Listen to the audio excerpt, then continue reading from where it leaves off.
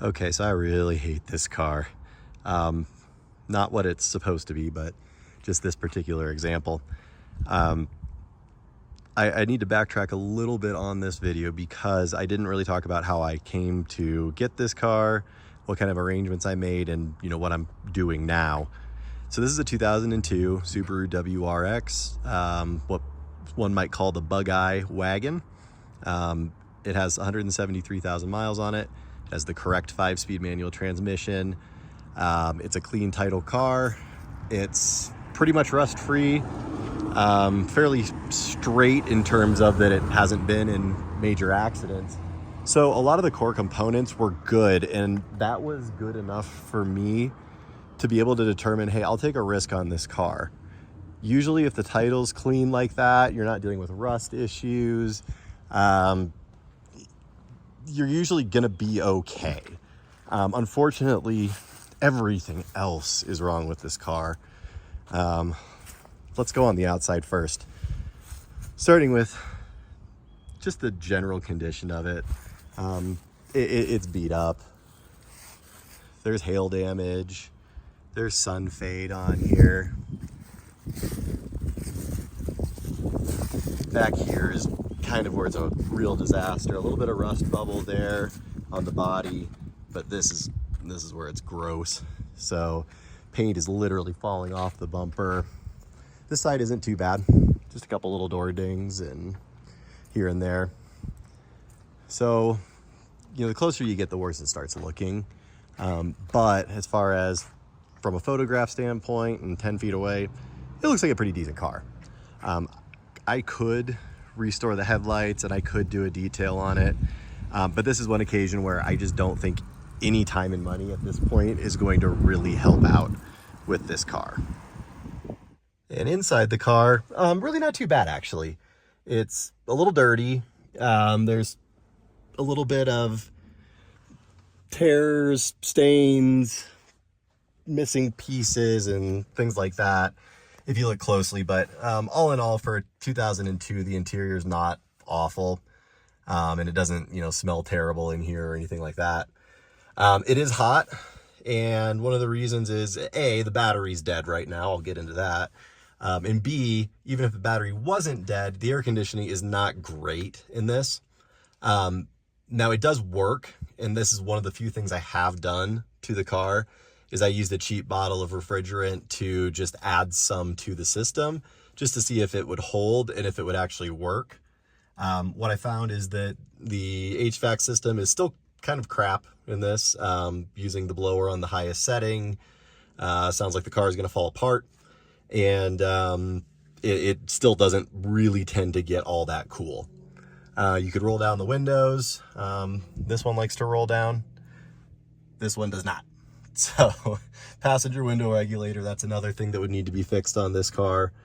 But the big problems are mechanical. The exterior of this car is not fantastic. It's probably something I would have passed on, all things equal.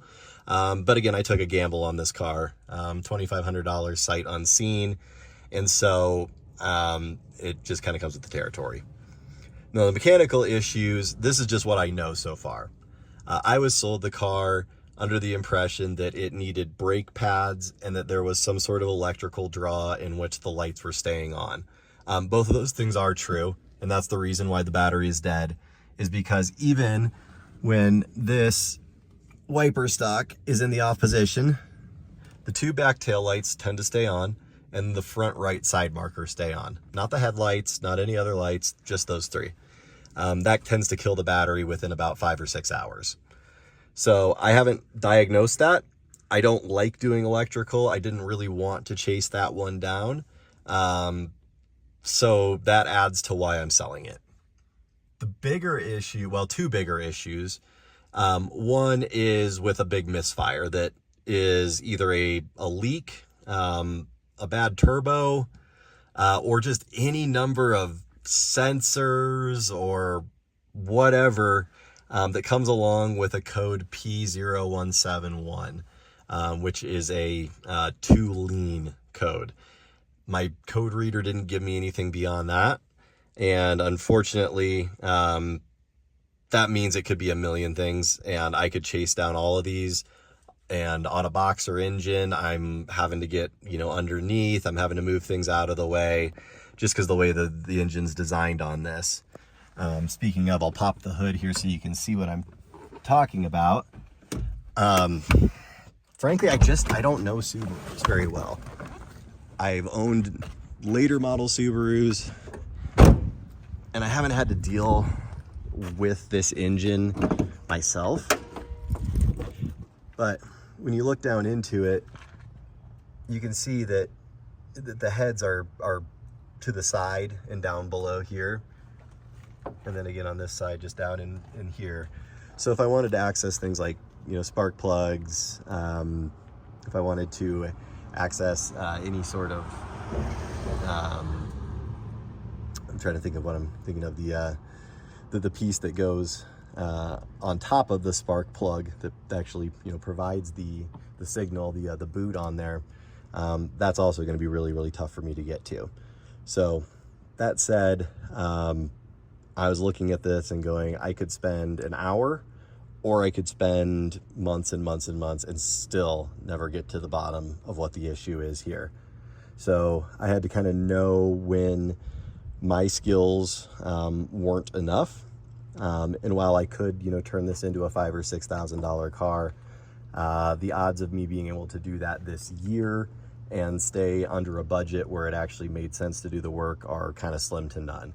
So my thought is that someone who knows Subarus better than me and can diagnose this misfire, they're going to have better luck with it.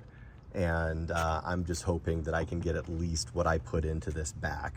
So I paid $2,500. I'm hoping to get at least the $2,600 or so I am into it, between the gas, the air conditioning, refrigerant, and then also the other product which I bought, which was only about 15 bucks, just some gear oil. The second gear synchro on this is a little bit rough. It's kind of concerning to me. And while the gear oil made it a little bit better, it's still pretty touchy, and it still really gives a pretty hard grind when you put it into second gear, even after double clutching. So that tells me that the transmission really just doesn't have a ton of time, even if this misfire was fixed up. You can run gear oil, you can skip second gear. There are a number of workarounds that you could do and drive this car for a lot longer. But it's a WRX, you know, you want to be able to run through the gears on this car. You don't want to be afraid of going into second gear, because that's when these cars are really fun, is just the turbo acceleration. And if you used it as a rally car or something like that, second gear is a pretty important gear to be able to use. So the issues of the misfire, the issue of the transmission grind, and then also the electrical draw made me realize that it's just a bunch of jobs that I don't want to do, that I don't have full confidence that I can solve. But someone else might have better luck. And so this is an example of cutting my losses. I buy cars with the intention of making money, but also with the safeguard that if everything goes wrong, I should be able to get about my money back. And I'm really going to test the theory on this car because it has a lot more issues that I have to disclose, and issues that would affect this being able to pass emissions and therefore be registered in this area. So that is a big issue, and that's why I need to just cut bait here and move on. I'll do a few more videos with my Tacoma here soon as I'm doing some work on that, and we'll provide a little update there. But I will post a video once this Subaru sells and let you know if I manage to make any profit, if I truly lost on a loser, or if I can just kind of move on without losing anything on this one. More to come. Thank you. As an add-on, I want to show you what the pictures in my ad look like. I'm showcasing the best sides of the car first. In this case, there's not much to choose from, but I'm also showing less detail on bad things, and trying to kind of take broad strokes here.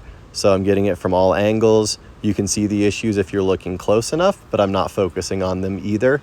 Trying to run the right balance of showing, but also not over showing. I want to show an interior picture in here, and then finally some of the things that I know are in the ad but people should be looking at. Good tire tread on here, and under the hood we're not seeing a bunch of leaks and stuff like that. Thank you.